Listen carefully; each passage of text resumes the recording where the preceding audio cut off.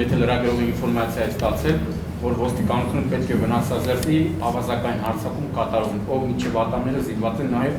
ուշչենակ ժամանակակից զենքերով։ Հնարավորություն կա, որպեսզի մենք ուղիղ եթերով նայենք այդ վնասազերծման աշխատանքը։ Գագիկ շատ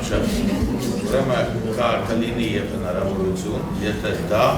կոնկրետ գործի քննությանը այս կամ հենց այդպես չի խանգարում, բայց որպես կանոն մենք դրան ենք։ Ժողովուրդ ջան, Սուրյանյան թողարկումներից հետո հասարակ մարդիկ փողոցում տեսնելով ասում էին, թե հանրապետության նախագահը ճիշտ էր, երբ նշում էր, որ օրինակ խախտումների դեմ պայքարը պետք է սկսել գլխից։ Ու մենք էլ հաշվի առնելով այդ հանգամանքը, հեսա կներկայացնենք դատախազության, օրենսդիր մարմնի եւ հանրությանը հայտնի մի քանի ընտրյալների անօրինական օյնբազություններն ու գլուխգործոցները։ Հավատացեք, դարձյալ զանգ ու զրնգոցներ եմ ստացել, բայց այդ զանգերը մկների ժողովի օրինակով ձայն բարբարո հանապատի։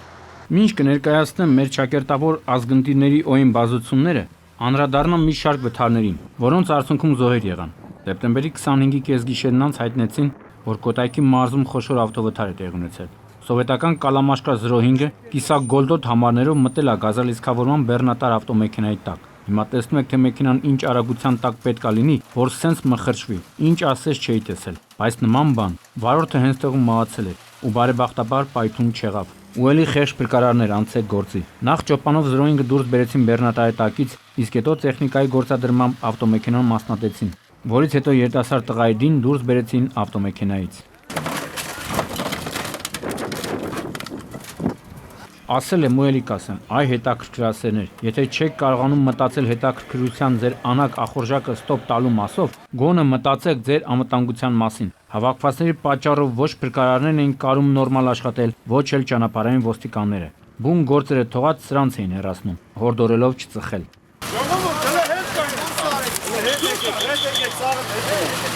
Այս դեպքի նախորդորը ասին, արի չես փոշմանի, BMW-ն մտել է գերեզմանոց, գնացի ու ինչ տեսնեմ, նոր հաշնի գերեզմանների ճանապարհին BMW-ն իրա մժե խալով ոչ դեն հակել է զիլին, զիլն էլ կողաշրջվել ու պարկել էր, իսկ BMW-ն մոտ 15 մետրանոց թռիչք կատարելուց հետո մի քանի շիրմաքար կոտրելուց փափուկ վայրեջք էր կատարել գերեզմանների մեջ։ Բարեբախտաբար վարորդն ու ուղևորը, որոնք 18-19 տարեկան երիտասարդներ էին, գերեզմանոցում կյանքով չհատուցեցին, այլ մարմնական վնասվածքներով տեղափոխեցին հիվանդանոց։ Վթարի վայրում հավաքված գերեզմանատերերը փորձում են պարզել, թե արդյոք ապան փոխհատուցել է կոտրված շիրմաքարերի համար, թե այս պարագայում էլ պետք է ասեն, եղունգ ունես գլուխդ քորի։ Իդեպ BMW-ն գնել էին դեպքից մի քանի ժամ առաջ եւ պետք է տանեն հաշվառման կենտրոն։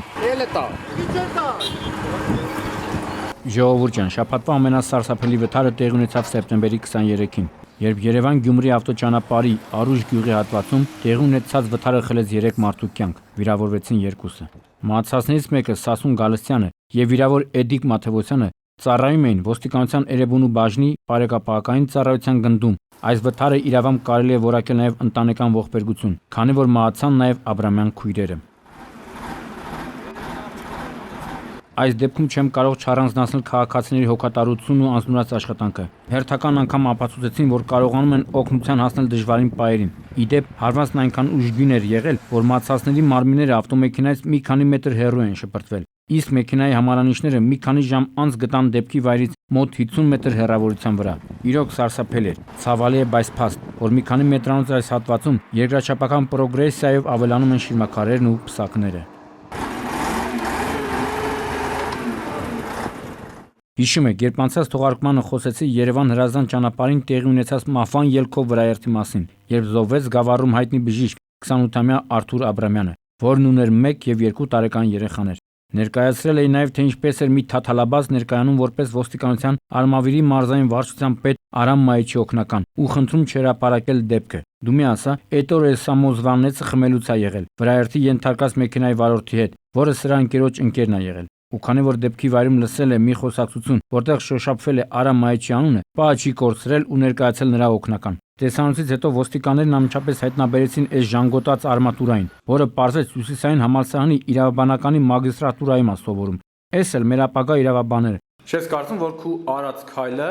աբալովք ու տախտակի թաղման բյուրոյի իշավոտնուկի քայլը։ Երբ սեպտեմբերի 22-ին հայտեցին, որ Ավան առինչ առաջին միկրոշրջան առաջին շենքի բակում տղամարդու դիակ կա, չէի պատկերացրել, թե ինչ տեսարանի եմ ականատես լինելու։ Դեպքի վայրում նկարահանումները իրականացում, երբ կողքովս անցան, ինչպես հետո պետք է պարզեի պապիկը, տատիկը ու մոտ 10 տարեկան աղջիկ Թորնիկը։ Թորնիկը ուշադրությամբ նայում էր սավանով փակված դիակին, նույնիսկ զարմացա, թե ինչու էին թողնում երեխային այդ կողմ նայել։ Մեկ ժամից ավել ոստիկանությունը չէր կարողանում նույնիսկ հարևանների միջոցով պարզել մահացածի ինքնությունը։ Ու պատկերացնում եք, ժողովուրդ ջան, ինքնասպան եղածը այդ երեխայի հայրն էր։ Խոսք չեմ գտնում ասել։ Մոտ 30 տարեկան տղամարդ էր, որի մասին հարևանները միայն դրական բաներն էին պատմում ու շոկի մեջ էին կատարվածից։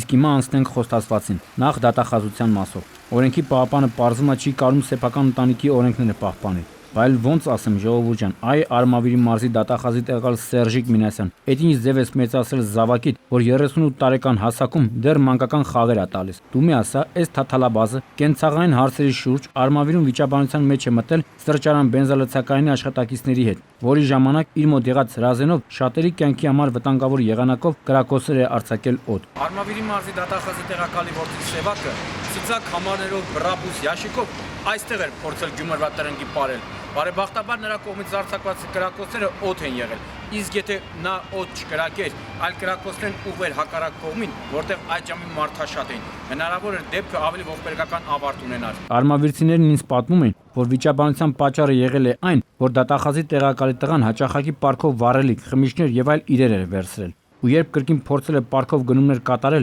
մարդիկ հրաժարվել են նրան սպասարկել, արդարացիորեն պահանջելով, թե նախկին գումարները վճարի, որից հետո պատրաստ ենք սպասարկել քեզ։ Այս աղմախն էլ, ով աշխատում է 30 ՍՊ-ին որպես իրավաբան, նեղ սրտել է ասելով. դուք ով եք, որի մասածով չշարժեք, ու իր մոտ եղած զենքով կրակոցներ է արձակել։ Կատարվածի մասին քաղաքացիներն ահազանգել են ոստիկանության Արմավիրի բաժին եւ կար ժամանակում դեպքի վայր ժամանած ոստիկանության Արմավիրի բաժնի օպերատիվ քննչական խումբը ճշտելով կրակողի ինքնությունը բնակության վայրը մեկնել էր նրա հասցեով այլ ելք չունենալով դատախազի տեղակալի որդին ինքնակամ ներկայանում է ոստիկանության Արմավիրի բաժին եւ ներկայացնում նաեւ իր մոտ եղած պնևմատիկ ատրճանակը։ Ատրճանակն արգրավվեց, դատախազի տեղակալի որդին ձերբակալվեց եւ ձեռնաշղթայված վիճակում տեղափոխվեց ոստիկանության Արմավիրի բաժնի ձերբակալված անձանց պահման վայր։ Իդեպ արմավիրցիները պատմում են, որ եթե դատախազի որդու պարքերը հավաքեն եւ գումարեն իրար, ապա Երևան-Արմավիր ավտոճանապարհը եվրոպական չափանիշներին համապատասխան կասֆալտապատվի։ Նաեւ հույս են հայտնում, որ դատախազի որդին անպատիժ չի մնա։ Այ քեզ դատախազի որդի։ Հա, քիչ էր մնում մոռանալ, այս մուֆտիչու պատճառով հերն էլ ազատվեց համակարգից։ Արա, այս յուվեցի կարուն կամ այլ կերպ ազգային ժողովի падգամավոր ԲՀԿ-ական Կարո Կարապետյանը չի կարող մի օր հանգիստ նստի, կամ չի կարում, կամ չեն թողում։ Քանի անգամ պետք է ասվոր այդ անտերը առանց ախրանիկ ֆրֆրացեք։ Ինչից եք այդքան վախում։ Ճիշտ է, սուրբ չեք, բայց այդ կարգի դուք ախրանայով, երեխեքը ախրանայով, տո ինչ գիտեմ, զոնքաչը ախրանայով։ Այս անգամ Կարոյի տղեն բռնվեց ու սեպտեմբերի 24-ին ոստիկանության կազմակերպած հանցավորության դեմ պայքարի գլխավոր վարչություն տեղափոխվեց Toyota Magnus-ի 33 LD 840 համանշի ավտոմեքենան։ Պարզեցի, որ մեքենան հաշվառված է 24-ամյա Վարդան Կարոյի Կարապետյանի անվամբ։ Իսկ մեքենան այս տարածք էր տեղափոխվել այն բանի համար, որ ուղեկցություններ էր կատարել Երևանում, ու մի քանի փողոցներում էլ խախտել ճանապարհային երթևեկության կանոնները։ Այս էլ падգամավորի զավակի արկածն է։ Հիշում եք, ազգային ժողովում վաղտի մի падգամավոր կար, անունն էլ Նվեր Չախոյան։ Օրը գիշեր քլնգում էր իշխանություններին ապաշնոր քաղաքականության համար եւ պահ բաշեր թողնում ընդդիմության հանրահավաքներին տելևիզորներում երևալու։ Ինչի էս հիշեցի։ Կարծում եմ, որ քլնգողը ինքը պետք է այնքան մաքուր լինի, որ կարողանա հանգիստ քլնգել։ Բայց եթե Չախոյանչիկներ ես լույս աշխարհ բերել, նաև պետք է հետևես նրանց վարքին։ Չէ՞ որ հասարակությունը քո մասին պատկերացնում է կազում նախ եւ առաջ ընտանիքով։ Բանն այն է, որ Opel-ի հարբած վարորդը դոմփում է Չախոյանի որդու Mercedes-ին, հետո մեկ այլ BMW-ի, հետո մեկ այլ ավտոյի։ Ու զարմանում են, որ նախկին ոստիկան Չախոյանի տղեն ու նրա լակած ընկերները լավ իմանալով ապայի մասին օրենքը փորձում էին հարցերը լուծել պապայավարի, այլ ոչ թե քաղաքակիրթ ձևով։ Ու հենց այդտեղ սկսում է ցիրկի կլոունների սեանսը։